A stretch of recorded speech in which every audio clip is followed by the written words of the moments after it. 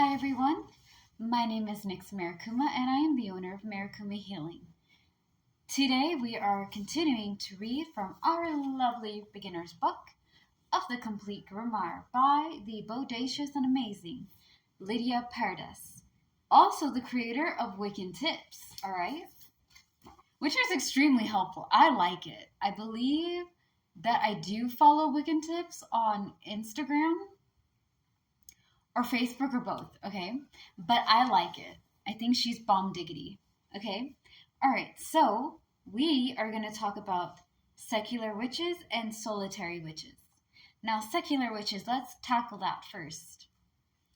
A witch whose craft is separate from their spirituality is a secular witch. I hope to God I said that right. But the gods and goddesses help me. My pronunciation's not always on key. They don't work with deities or worship them. Their craft is based on their skills and tools, such as candles, herbs, or crystals.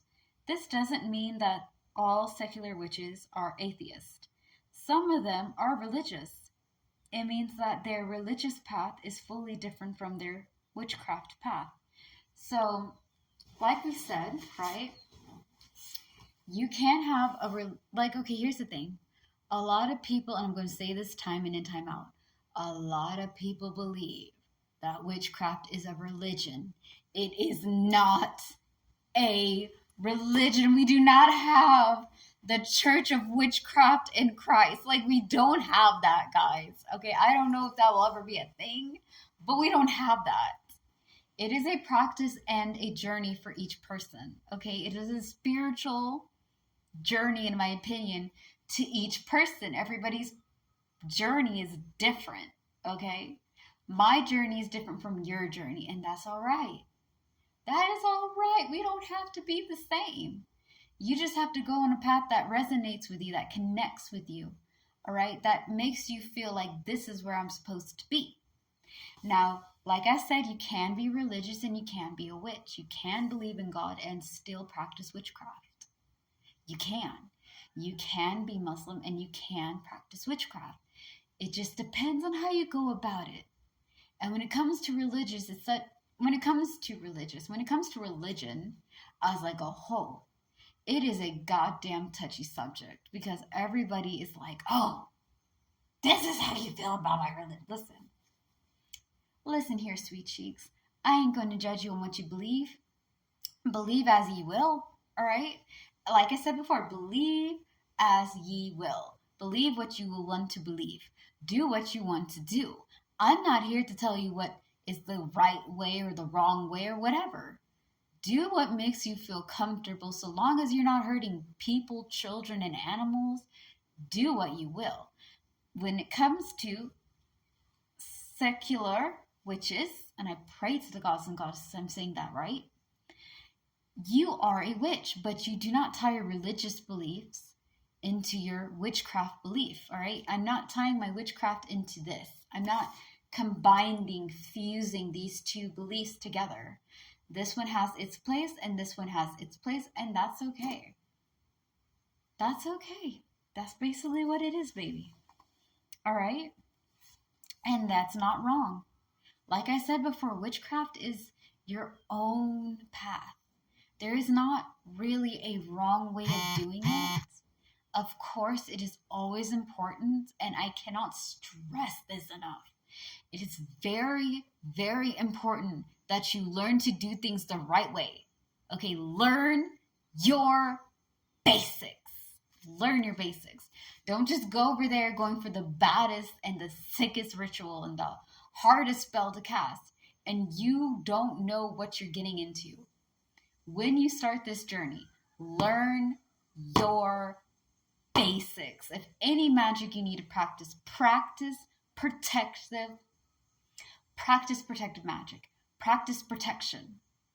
You need to learn how to make your black salt. You need to learn how to go over there and use your sigils. You need to go over there and learn how the days of correspondence, colors to wear, what the elements are, how to tap into it, how to ground yourself, how to protect yourself from other energies. I'm not saying that every witch, wizard, occultist, spiritualist, or anybody who's a practitioner is coming against every fresh person on the block. I ain't saying that. I'm saying that if you just come over there and be like, I'm going to combine, for example, amethyst, and I'm going to combine this crystal together, and I don't know if they're compatible, you are going to fuck yourself up, baby.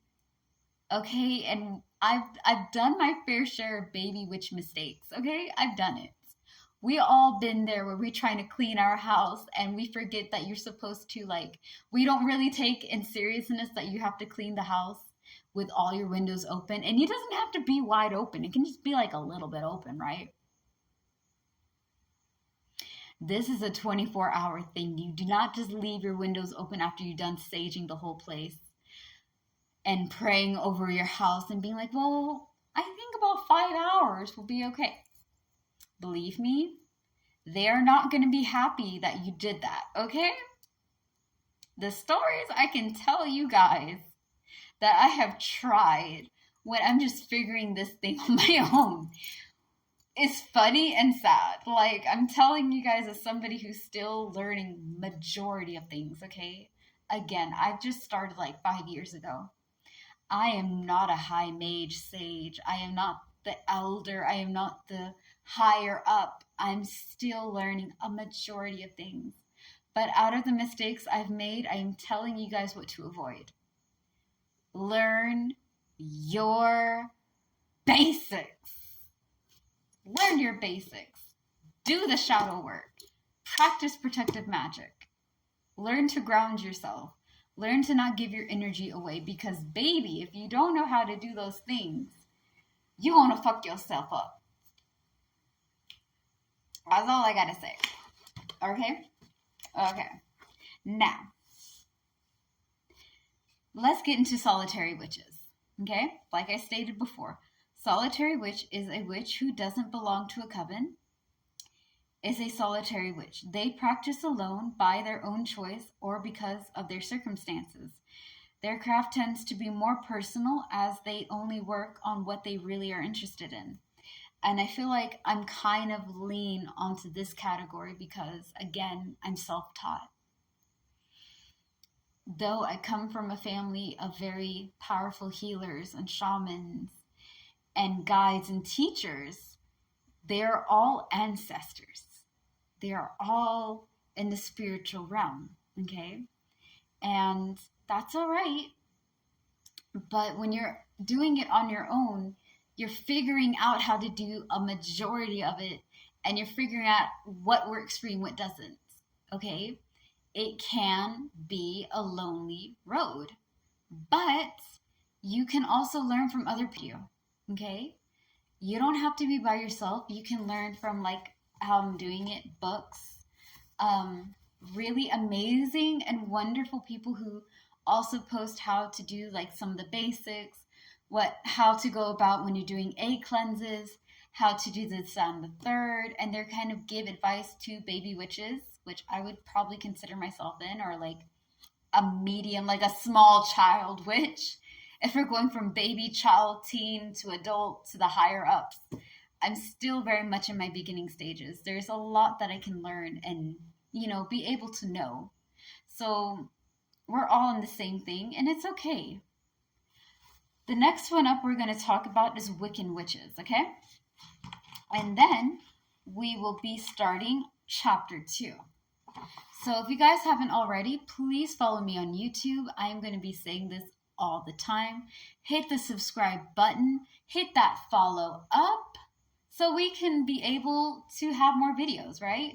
The more videos I do, the more I connect with others, the better things are. It helps my business grow. It helps you guys get into what is in the know, because some videos I don't do on Instagram and or TikTok. So YouTube gets also some very special vids. Marikumi Healing is the name of my channel. It is the same logo that you will have for my Instagram, my TikTok, and YouTube. Marikumi Healing, right? Where we love, heal, embrace our uniqueness, and slay the day, be happy, and be gay. Peace out, guys. I love y'all.